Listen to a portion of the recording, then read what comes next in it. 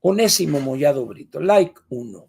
Saludos al supermaestro Ángel, al querido estilo de producción y a la comunidad Verdugo. Maestro, en principio deseo manifestarle que cuido mucho su salud. Sabemos que la salud es primero. Por eso diría el borracho, por eso yo digo salud. Sin salud nada hay, es cierto. Mi comentario lo refiero a si el bulto habrá pensado o visualizado cómo iba a acabar su sexenio. Las decisiones y su conducta lo están acabando. Se mira, se ve enfermizo. No hay tercera parte, ¿verdad? Muy bien. Pienso, efectivamente, la salud hay que buscar conservarla. Y cuando se ve afectada, hay que buscar a la brevedad recuperar la salud. En mi caso, yo tengo muchos años ya de mis afecciones en la garganta y en las cuerdas vocales. O sea, muchos años. Y hay un momento en que una cosa parcial, dejo de hablar unos días y ahí voy.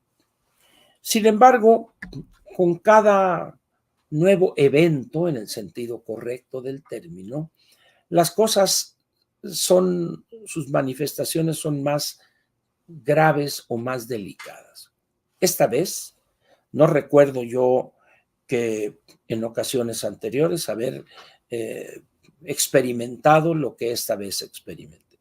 Ya fui al médico, ya me hizo un análisis completo, hizo su diagnóstico, me hizo recomendaciones, me dio un medicamento y vamos a ver entre 15 días y un mes cómo evoluciona, pero las recomendaciones son las mismas.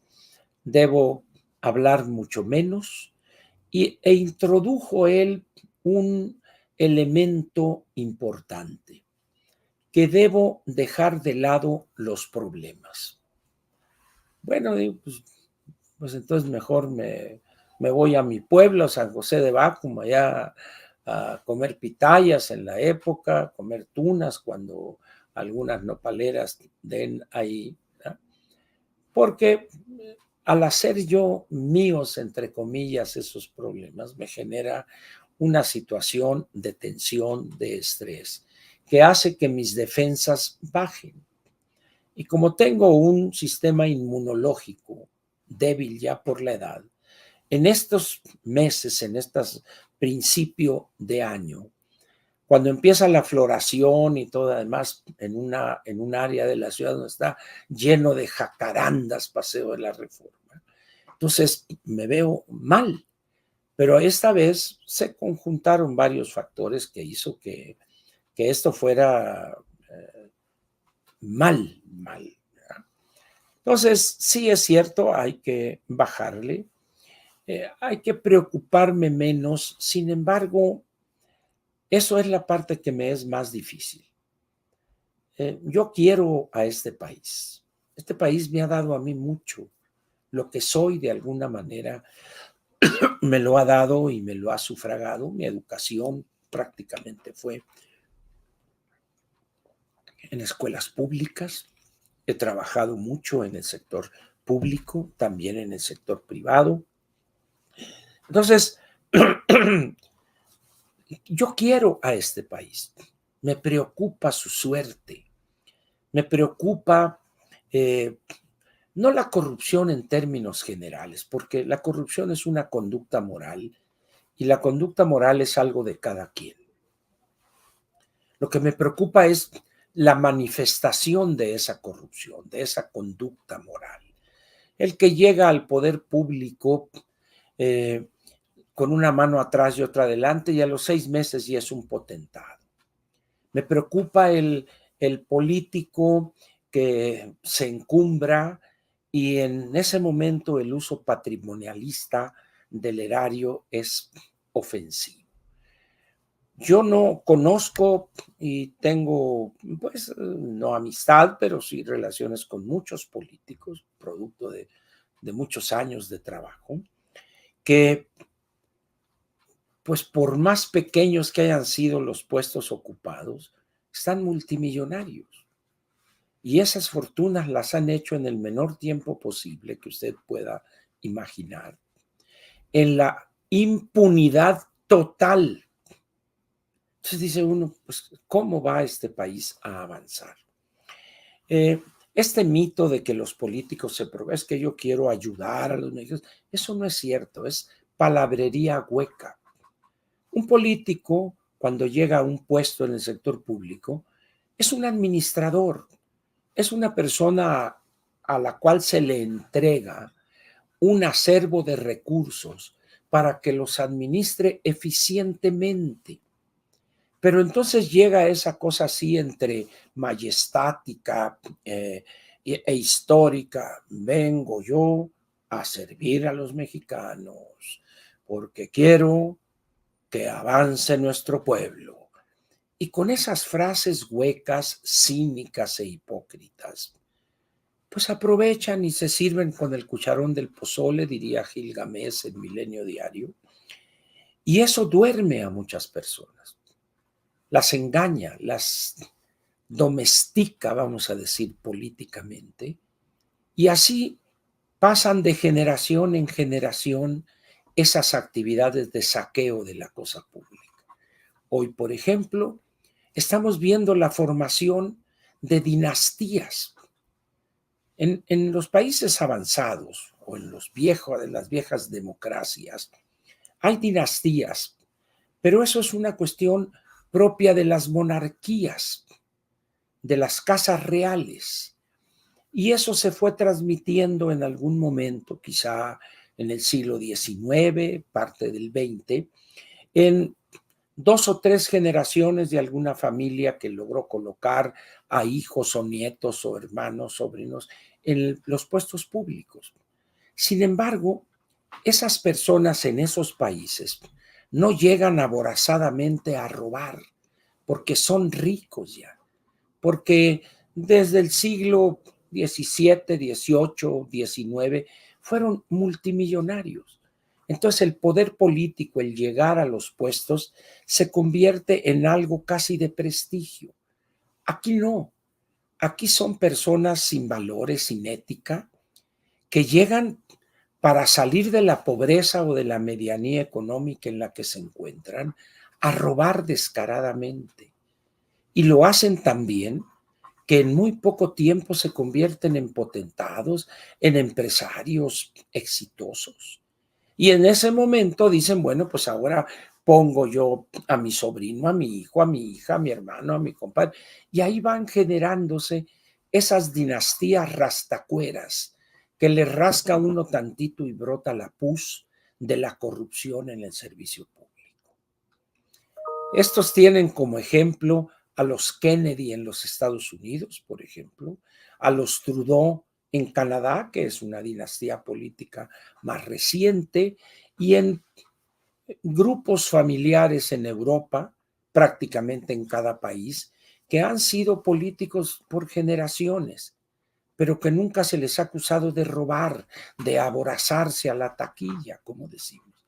En México es lo contrario, son personas del montón, como usted, como yo, ciudadanos normales, pero que la ambición, que esa corrupción que llevan dentro, los domina y son capaces de hacer las peores amoralidades con tal de consolidarse en el poder y saquear al erario.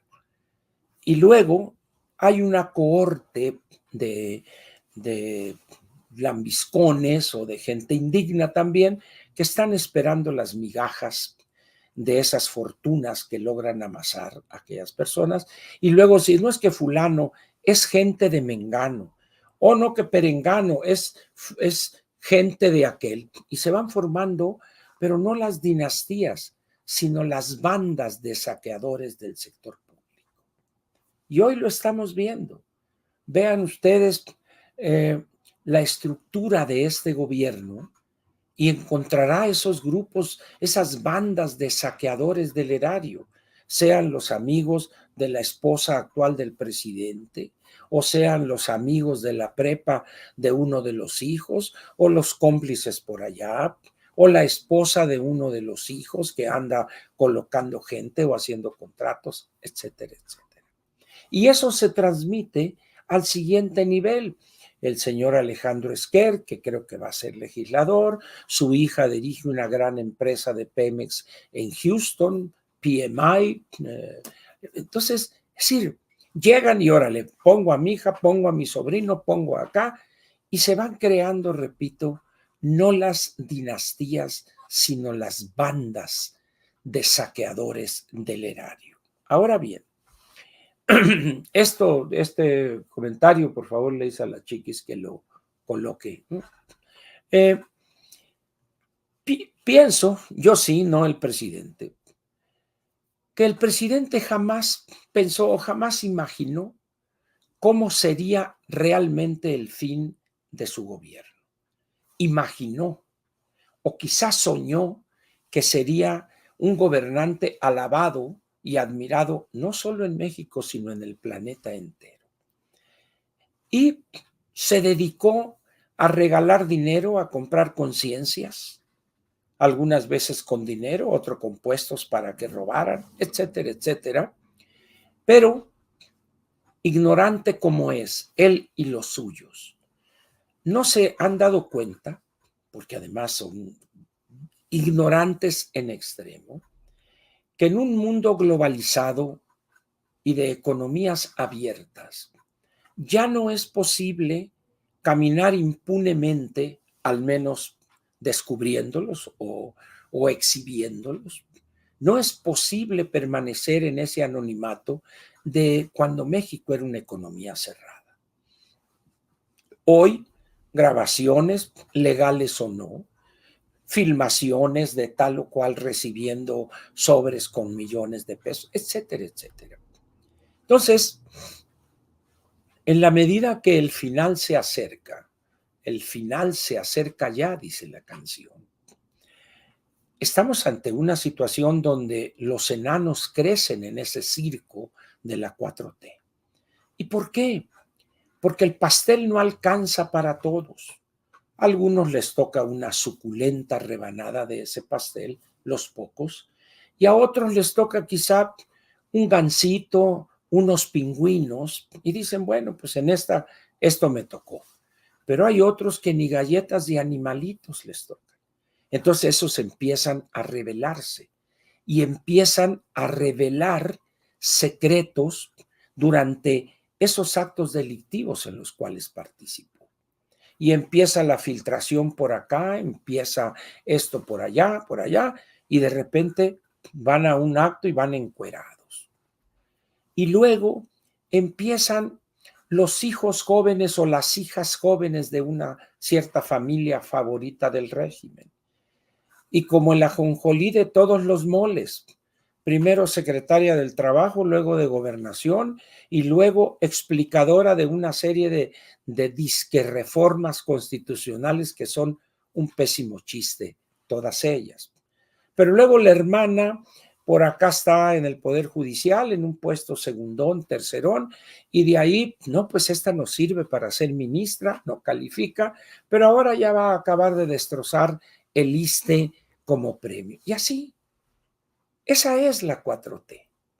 No hay otra, no hay otros datos.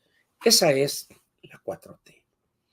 En esas condiciones, pues, el presidente está asustado y acorralado por la realidad que él mismo o la creó o ayudó a crearla.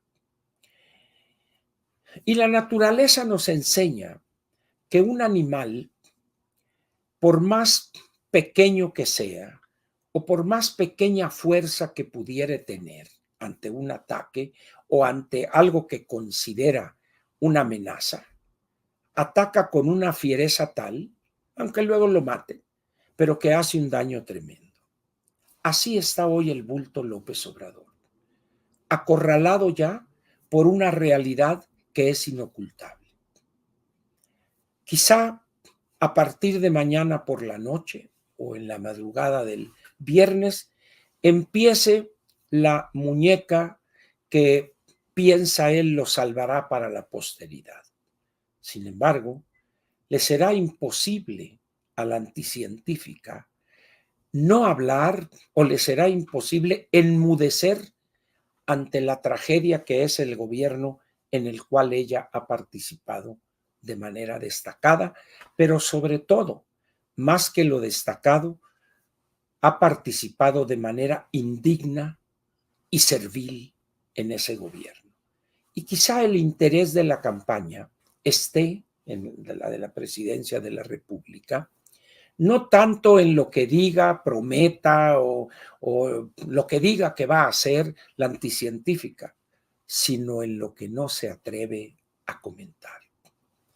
Acabo de ver con mucha atención el video, la grabación de esto que no fue debate, ahí con Joaquín López Dóriga en su espacio, donde el exsecretario de Educación, Aurelio Nuño, y maestro en Harvard 4 o 5 años y maestro en administración pública, que tuvo con este joven de costumbres extrañas, un señor de apellido Arriaga. Yo nunca lo había visto físicamente y al verlo ahí dije, señores, ¿cómo alguien en su sano juicio puede pensar que este ejemplar de ser humano podría llevar a buen fin la elaboración de materiales educativos, salvo quizá aquella que es la jefa de toda esa banda de, de quienes piensan que harán la revolución proletaria mundial desde la Secretaría de Educación y con los libros de texto de primaria? En esas condiciones, dice uno, ahí no hubo debate. Hubo consignas ideológicas y basura político disque revolucionaria de los años 60 de este señor Arriaga, creo que es su apellido, y de nombre, pero como dijo Aurelio ahí en un momento, pues el nombre de este no le hace justicia al filósofo Carlos Marx, porque se llama Marx Arriaga, este joven, o no tan joven, no lo sé, pero dice uno, ¿a quién se le ocurriría colocar en estas posiciones a él? Porque hay otro ahí como subsecretario que creo que lo más importante de su currículum es haber sido cuñado de Pablo Gómez, que colocó a toda la familia y amigos en la estructura del sector público. Entonces dice, ¿a quién se le ocurrió que estos podrían realmente sacar la educación mexicana avante y modernizarla?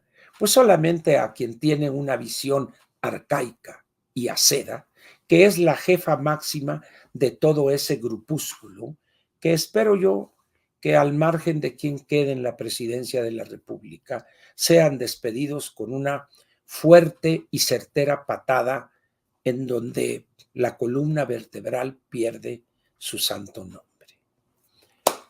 Así está el panorama. El gobierno, el gobernante luce enfermo, indeciso, desesperado, y cuando un político al final de su sexenio o de su gobierno, porque este no es sexenio, son 5 años, 10 meses, luce así, cuidado, porque las decisiones que va a tomar serán de pronóstico reservado. A partir de este momento comenzamos la sección editorial de Platica con Ángel, correspondiente al miércoles 28 de febrero del año 2024. El título es este: a todo esto, el ciudadano, ¿dónde está? Me explico. ¿Por qué primero el título?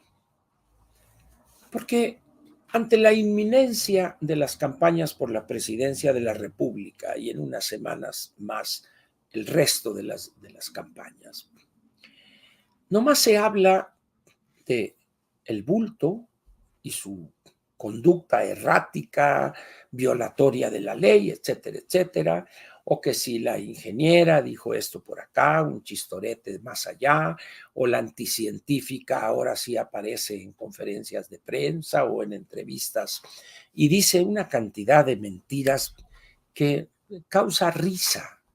Las afirmaciones que hace causan risa. Entonces, pero se habla de que las listas de los designados o propuestos como candidatos a puestos de elección popular, impresentables unos, los otros también, un Borrachales candidato a la presidencia de la República. El único borracho que había llegado a la presidencia de la República abiertamente fue Victoriano Huerta, el Chacal, pero ahora tenemos un candidato que yo le puse el Borrachales, con un grupo de intelectuales de alto nivel, el Fosfo, que también le pega a la Carta Blanca, y fue una gran decepción ver ahí en ese grupo de gritones al Pato Lucas, un joven enfebrecido, loco de un poder del cual carece, ¿verdad? Y retando a todo el mundo. Y aquí los espero para que vean. La verdad es que habría que reclamarle a Eduardo Burs por el apoyo que en su momento le dio para encumbrar a este muchacho que está haciendo el ridículo. Pero en fin, así está la cuestión. Y por eso la pregunta, ¿y dónde está el ciudadano? O el ciudadano, ¿dónde está? Y la verdad, y hay una explicación a eso, el ciudadano no aparece en la narrativa, en el discurso de estas campañas que tienen por objeto lograr la victoria en un puesto de elección popular este 2 de junio. ¿A qué se debe eso? En primer lugar, a que nadie quiere, a nadie le gusta hablar del ciudadano, porque hablar del ciudadano mexicano promedio es decir cosas duras, es decir verdades que molestarían a muchos, empezando por los ciudadanos mismos. Esto que llamamos ciudadano hoy es una ficción. Más bien se trata de un siervo políticamente hablando. Es una persona que ha sido educada desde los años 40, por supuesto que ha fallecido y luego ha seguido los hijos, los nietos, los bisnietos, etcétera, pero en términos generales, el ciudadano ha venido siendo manipulado, cooptado, ideológicamente educado en la visión más acera y caduca del desarrollo económico y político en el planeta. En pocos países los ciudadanos son tan ignorantes, tan apáticos y tan dispuestos a conformarse con una migaja para entregarle su voto a aquel que les ha lanzado dicha migaja. Es el ciudadano mexicano. El ciudadano mexicano puede agarrarse a balazos por una discusión de un penal en el fútbol soccer. Puede matarse producto de un incidente de tránsito menor. Salen las fuscas o sale un fierro, le rompe los cristales y le pega un trancazo en la cabeza y pasa. Sin embargo, muy pocos son los mexicanos que están verdaderamente dispuestos a interesarse por la cosa pública, por el país y su futuro, y por los integrantes de su misma familia. ¿Recuerda usted lo que pasó hace unos cuantos días en torno al Super Bowl? Super Bowl, como diría algún comentarista, no sé si en Televisa o en TV Azteca. Millones de mexicanos enfrascados desde 3, 4 días antes respecto al posible resultado de ese partido de fútbol americano. También las casas de apuestas, que ha proliferado en una forma increíble el juego en México, y empresas donde pues, contratan evidentemente a personajes famosos, particularmente en los comentarios deportivos, gritando desaforados, promoviendo centros de apuestas vía electrónica. Dice uno, ¿qué está pasando en este país? Y no soy una persona que piense en que lo correcto es prohibir el juego. No, no, que no se malinterprete. Yo mismo, ante mi situación económica, compro un melatito el miércoles y ahora hay viernes y domingo, pero nomás lo compro el domingo. Un cachito o dos de vez en cuando. Nomás casi como costumbre ya. Pero el mexicano demuestra, producto de esa nueva materia en la educación que recibe, del juego. Acabo de estar desde principios de este año hasta hace 2 semanas en Sonora y Sinaloa, en 2 ciudades importantes de esos 2 estados. Y estoy sorprendido cada vez que voy, por razones familiares o de trabajo, el éxito que han tenido estos casinos, construcciones monumentales, una cosa increíble. O sea, dice uno, bueno, no hay una pequeña casita de cultura, un teatro popular chiquito, no, que se compare con la majestuosidad de esas casas de juego. A las 10:30, 11 de la mañana, los estacionamientos retacados de carros. Y dice uno, y esto pasó en muy poco tiempo. Pero además, hay políticos que han obtenido decenas de concesiones para esas casas de juego, para esos casinos. Y hay políticos que desde una posición, pensando en que iban a ser candidatos a la presidencia de la República, o podrían serlo, les entregaron a políticos prominentes decenas de concesiones, pensando en que en un determinado momento aquel pagaría el favor. Ténguele. Ni obtuvo la candidatura ni le pagaron. En esas condiciones, pues, dice uno, ¿qué hace ese ciudadano cuando no está jugando, cuando no está siguiendo las estadísticas de la campaña o de esto, del fútbol o de esto o lo otro? ¿Qué hace? ¿Pistea? ¿Juega dominó con los amigos en la cantina los viernes? ¿O anda viendo que está mal acomodado para fregárselo, para robarlo, etcétera? Pero pensar en lo público no se nos da. De tal manera, pues, que ese ciudadano es la contraparte de uno de los políticos más ignorantes e incapaces que ha conocido este sufrido país, Andrés Manuel López Obrador.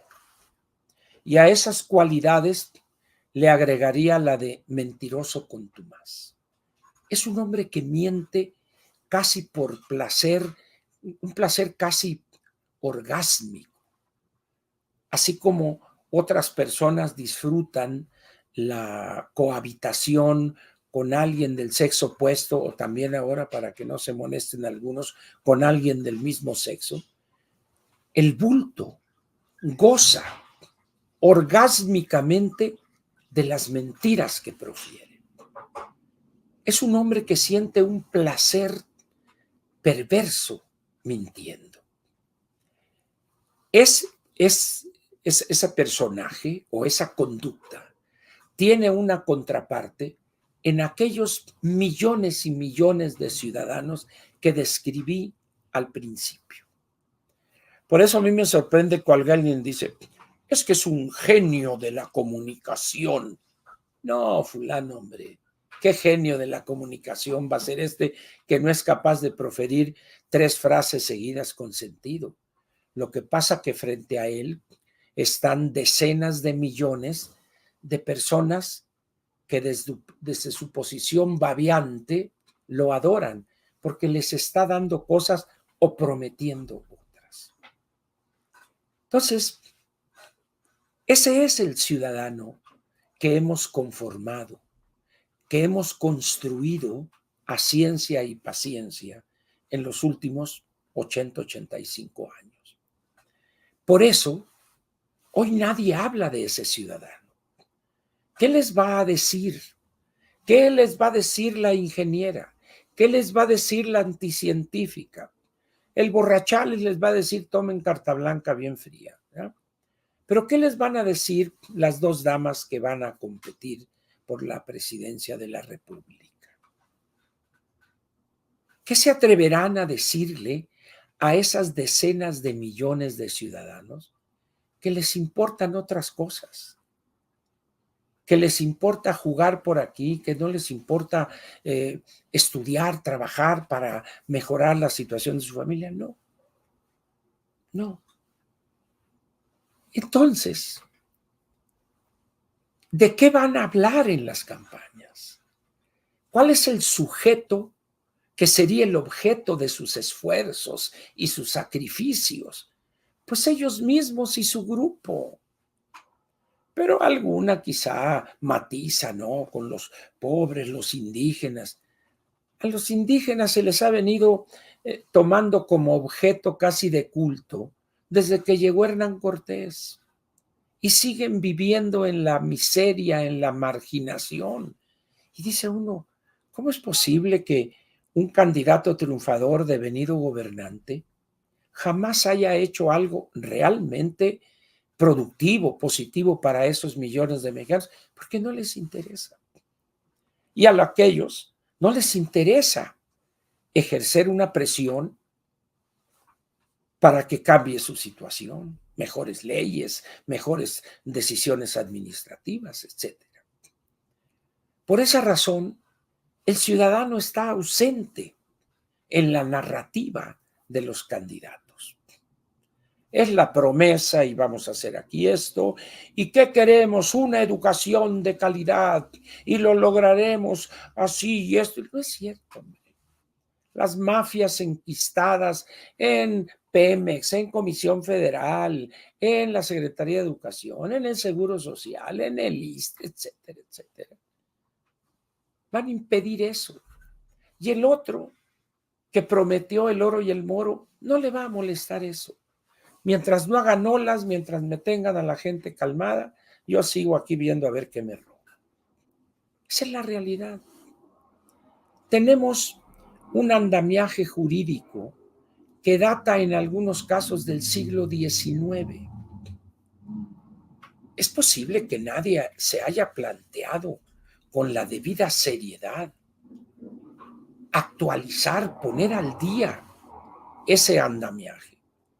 No, tuvo que venir el Tratado de Libre Comercio para que obligadamente elimináramos leyes absurdas, caducas, y reformáramos otras para adecuarlas a esa nueva modernidad que comenzó el 1 de enero del 94. Por esa razón, estamos aquí en un concierto aquí de dos, un tenor y una soprano aquí de los vecinos del 302 que tienen dos chihuahuas y hacen escándalo como si fueran una jauría de perros que se dedican a la caza cuando van persiguiendo al zorro. Aquí producción me está mencionando, qué bueno que no está mi jefe de asesores. Sí, no, ya estuviera. Lo que pasa es que él ladra ante la provocación de esas bestias minúsculas, ¿ya? Esa es la... En fin. Entonces, en esas condiciones, pues, ¿quién de los candidatos se va a atrever a decirle al ciudadano la verdad de lo que es en realidad, no de lo que algunos dicen que es? ¿Acaso algún candidato les va a decir, señores, ustedes han vivido arrastrándose ante los poderosos, extendiendo la mano para la dádiva perversa? Ustedes han votado por este, por el anterior, por el anterior, por el anterior. ¿O acaso López Obrador llegó de una manera gratuita? ¿O llegó en una nave espacial o en un platillo volador de los que les toma película ahí Jaime Maussan? ¿Acaso llegó en uno de esos artefactos voladores? ¿En un ovni, en un objeto volador no identificado? No. López Obrador es un político pícaro desde su más temprana juventud. sinvergüenza, un pillo redomado, que se entrena en una de las partes más atrasadas del país, el trópico tabasqueño. Y eso lo lleva a los otros sectores del país. Que si está en Oaxaca, en la parte de acá, les promete esto. Y luego va al Valle del Yaqui y les dice otra mentira ahí con los yaquis. No hay grupo, tribu, si gustan ustedes, en el planeta más sinvergüenza y huevón que los yaquis. No lo hay. Y pónganme al que quieran y les gano, con un ojo tapado y una mano amarrada atrás. Y allá va y les dice la justicia, el acueducto, mentiras. Y los otros saben que les van a dar y llega el Poncho Durazo y les manda acá y les regala. Porque así ha sido su vida desde que llegó Cárdenas a arreglar con ellos y de ahí les ha llovido dinero, una especie de el dinero del helicóptero, que creo que fue el doctor Friedman el que inventó ese concepto, donde se van un helicóptero y empiezan a tirar dinero. Entonces, ¿quién se va a atrever a decirle eso a los yaquis? ¿Quién se va a atrever eso a decirle a los maestros de la CENTE? ¿Quién se va a atrever a decirle eso a los gángsters y zánganos que sangran a Petróleos Mexicanos? O a los que sangran a la Comisión Federal de Electricidad, o a las mafias en la adquisición de medicamentos, de material quirúrgico, equipamiento en el ISSSTE y en el Seguro. Nadie. Miren, en la campaña del presidente López Portillo, estamos hablando de 1976, finales del sexenio de Luis Echeverría. En aquel entonces, en la avenida Cuauhtémoc, había un cine, el Cine Internacional, que era en su momento el cine más grande en la Ciudad de México. Creo que eran 5,000 butacas. Entonces, con motivo de la campaña, se hizo un acto ahí de la FETSE, Federación de Sindicatos de Trabajadores al Servicio del Estado. Muy bien. Y ahí, ¿se acuerdan? Los presidia, aquellos así, todos numerosos, el presidente, la plenitud de su gloria acá. Muy bien. Y uno a uno los oradores que intervinieron. Es que el servicio que se nos presta es pésimo y es que el servicio médico, una letanía de quejas de la burocracia. López Portillo, que si bien cayó en una frivolidad extrema, pero no era tonto, era un hombre inteligente y que conocía bien ese ambiente de la burocracia. Había sido secretario de Hacienda, director de la Comisión Federal de Electricidad, subsecretario, creo que en Patrimonio Nacional, etcétera, etcétera. Entonces, en una parte de su discurso les dice: ¿cómo es posible que ustedes estén quejándose de ustedes mismos? Palabras más, palabras menos. Se están quejando ustedes de los servicios que ofrece la burocracia, pero ustedes son la burocracia. Entonces yo me reí en aquellos años, pues cuando leí el discurso, estaba yo en Lecumberri todavía, y ahí había una persona que tenía la concesión de vender los periódicos. Entonces se enteraba uno, pues seguía la campaña esa, pero desde la reclusión. Entonces, hoy es lo mismo. ¿Cómo es posible que alguien que se haya encumbrado, pisoteando a millones o a miles de esas personas y encumbrándose hoy como candidata o como candidato a aquel o este, pues les van a criticar a esos ciudadanos? Entonces van a luchar contra los molinos de viento, van a luchar contra esos intentos intervencionistas del gobierno norteamericano. Y más de uno dirá: qué bueno que el presidente amenaza con no asistir a esta cumbre porque lo ofenden y lo calumnian. Y yo les diría, fulano, no le muevas, que también de ti tienen algo por ahí, no le muevas, mejor, ¿verdad?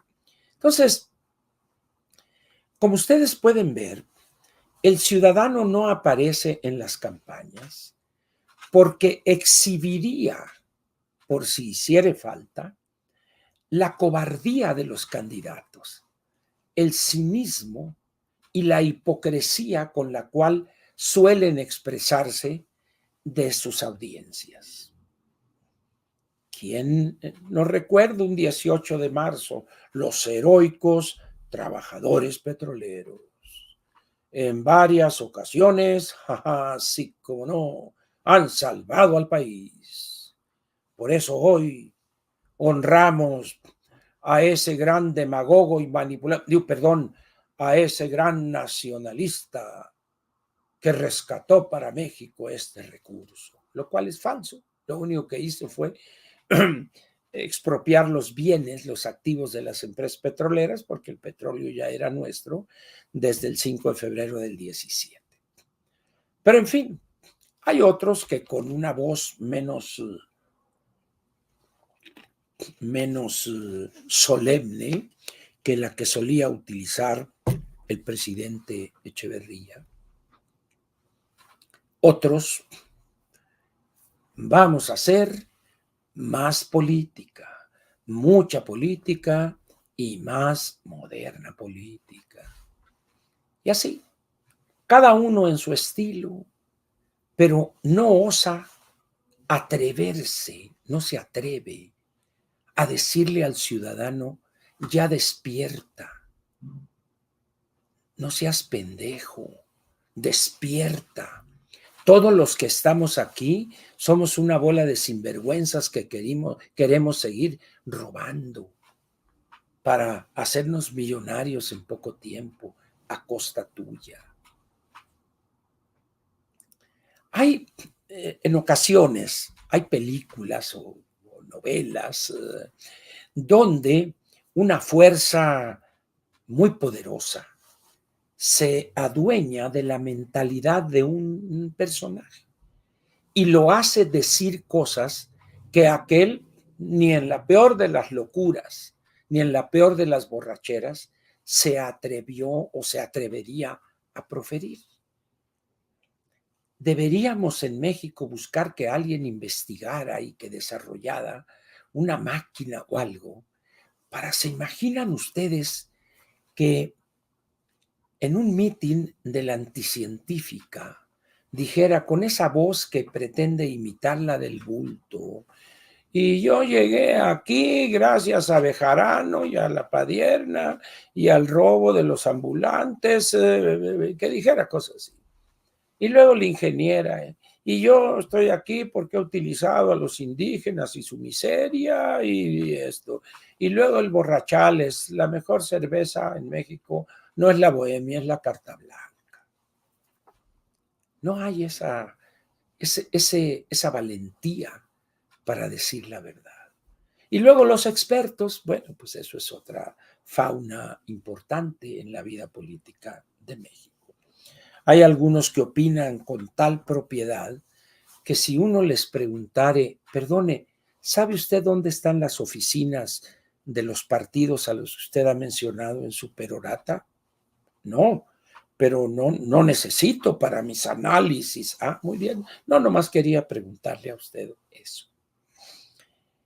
Tenemos en México grupos que viven y se hacen increíblemente ricos, ¿verdad?, diciendo mentiras, pero diciéndolas muy bien. Y diciéndolas tan bien que nadie las entiende, a veces ni ellos mismos. Ahí no cabe el ciudadano.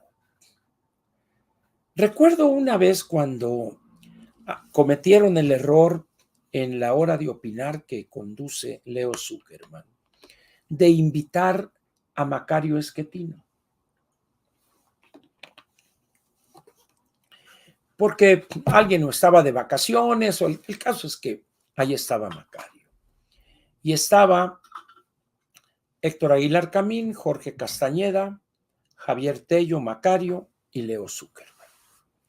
Y normalmente, como suele suceder en ese programa, el primero que es interrogado las más de las veces por Leo es Javier Tello. Y se avienta acá, ¿no? Con un lenguaje así muy rebuscadón y muy complicado, etcétera, muy docto. Y luego le toca el turno a Macario y le puso una recia a Javier Tello, que lo menos que le dijo: no tiene idea de lo que está hablando Javier. No volvió a intervenir en el programa Javier Tello, pero tampoco volvieron a invitar a Macario, lamentablemente, en ese espacio. En esas condiciones, pues, ¿qué podemos decir del ciudadano frente a las campañas que mañana por la noche, en el primer segundo del viernes, van a comenzar? Que no le interesa. Alguien me dirá: a mí sí, en mi familia me interesa. Sí, qué bueno, lo felicito. El único problema es que las personas que normalmente interactúan en Twitter o en YouTube confunden el amor con las ganas de ir al baño. Este país tiene 98 millones de ciudadanos registrados en la lista nominal. Podría ser un poco más, pero vamos a dejarlo en 98 millones. Esos ciudadanos, en su aplastante mayoría, su interés en la elección, pues es con cierta molestia tener que salir a votar el 2 de junio. Nada más. Después de ahí, ¿a dónde vamos a comer, compadre? O vamos en la casa, sí, allá nos vemos. Ya tengo las botanas, tengo todo, compadre. Vemos el juego ahí, no hay problema. Y en ese momento, a partir de que doblan la boleta y la depositan en la urna, su desinterés vuelve a ser el mismo que era el sábado por la noche. Es decir, 12 o 18 horas antes. Y a partir de ahí se vuelve a interesar un día antes de la siguiente elección donde le toque participar.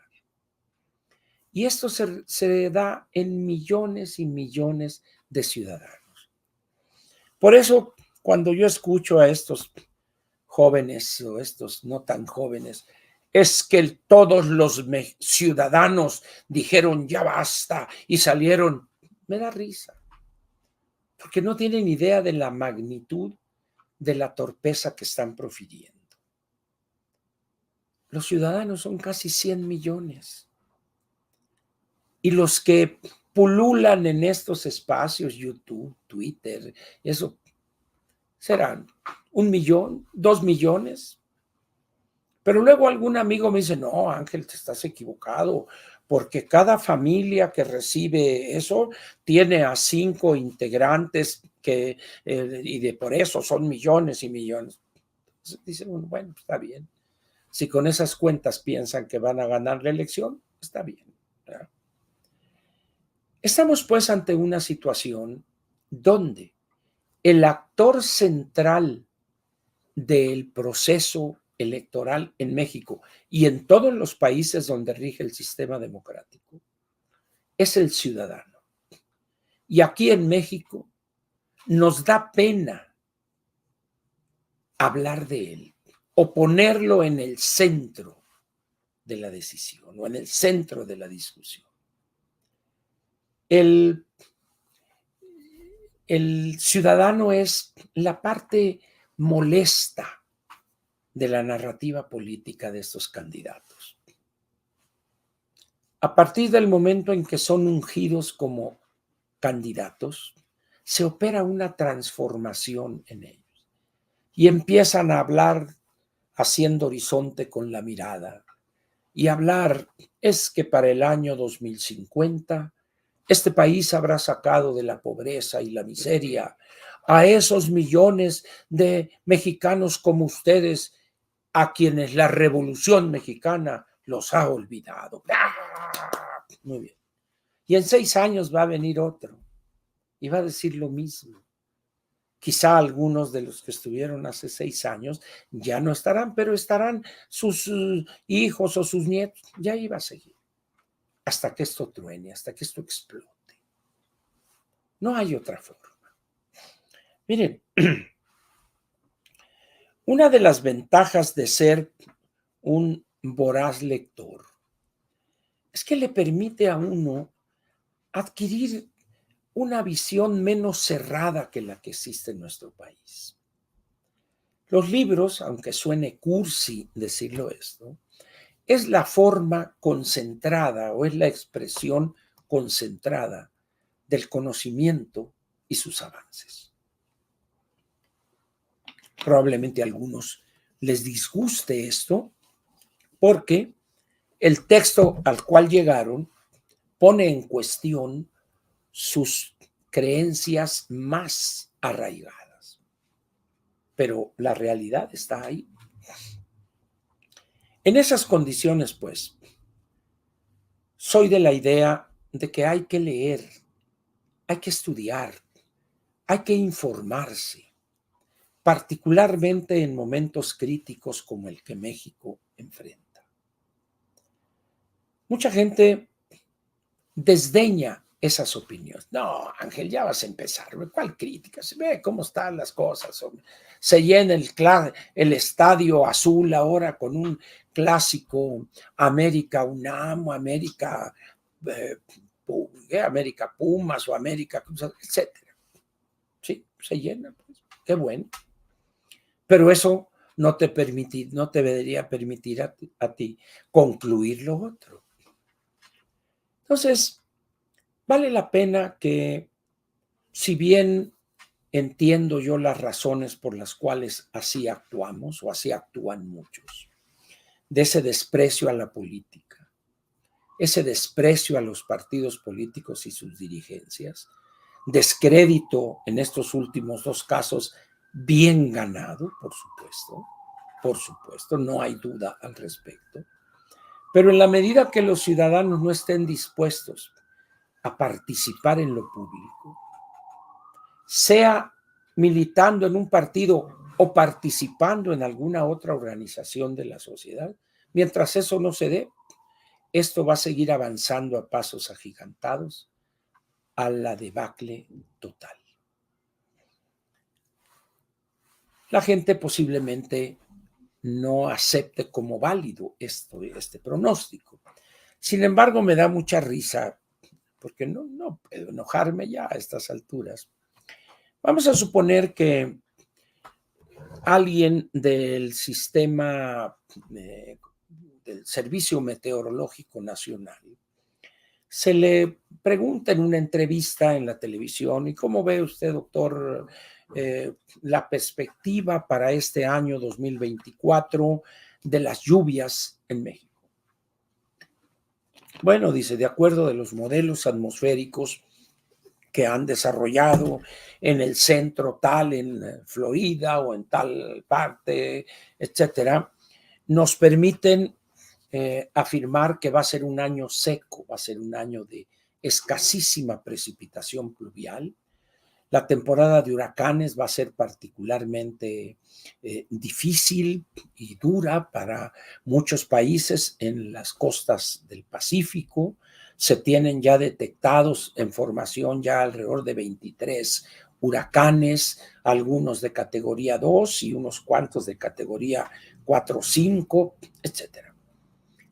Y cuando este personaje emite esas opiniones, las personas que lo escuchan toman en serio su pronóstico. Lo toman en serio y dicen, chin, este año va a estar difícil. Esto que estamos viendo ahorita en términos de baja precipitación pluvial, de baja captación de las presas, porque no llueve, eso lo dijeron estos especialistas desde el año anterior y nadie les creyó. Los que les creyeron se prepararon. El mexicano tiene la costumbre de no creer, de no aceptar, como válidos, pronósticos que no están en su limitadísima visión del desarrollo. Sin embargo, pues, ¿cómo esperar que cuando les dice uno, señores, vamos al precipicio? Acuérdense ustedes lo que pasó el 76, el 82, el 87, el 94, etcétera, el 90. Acuérdense ustedes. No se acuerdan. Lo que se acuerdan es quién fue campeón y con cuántos goles derrotó este equipo al otro equipo. Eso sí, lo recuerdan perfectamente. Pero piensen, por favor, en que las cosas en México van muy mal. Donde usted toque sale pus. Esperemos que en las campañas que mañana por la noche o en la madrugada del primer segundo del viernes, que comienzan en ese momento, legalmente, nos digan, nos den sus opiniones las candidatas, una la anticientífica y otra la ingeniera. Pero a mí me interesaría como ciudadano que la anticientífica nos dijera su opinión, no repetir lo que ha dicho una y otra vez este loquito del bulto, no. A mí me interesaría conocer la opinión propia de la doctora Claudia Sheinbaum Pardo en torno a los problemas fundamentales de este país. Y en el caso de la ingeniera, lo mismo. Me interesaría que con la debida seriedad, sin risas, sin chistoretes, sin mentadas de madre, me dijere también a mí como ciudadano cuáles son sus ideas respecto al problema de las finanzas públicas, a la imposibilidad de seguir sosteniendo esta locura de los programas sociales del malestar. Ese es el tipo de cosas que me gustaría escuchar de parte de las dos candidatas. Y debo decirle, para cerrar este editorial, que durante la campaña otra vez tendremos a un obligado invitado que una vez más estará ausente, el ciudadano. Estará en el discurso solemne, grandilocuente, pero en la realidad nadie lo va a apelar. Lo van a utilizar, lo van a cooptar, le van a regalar lo que sea, con tal de amarrar ese último nudo que les falta, porque lo han estado amarrando desde hace 5 años, ya casi 3 meses. Aquí termina la sección editorial de Platica con Ángel, correspondiente al miércoles 28 de febrero del año 2024.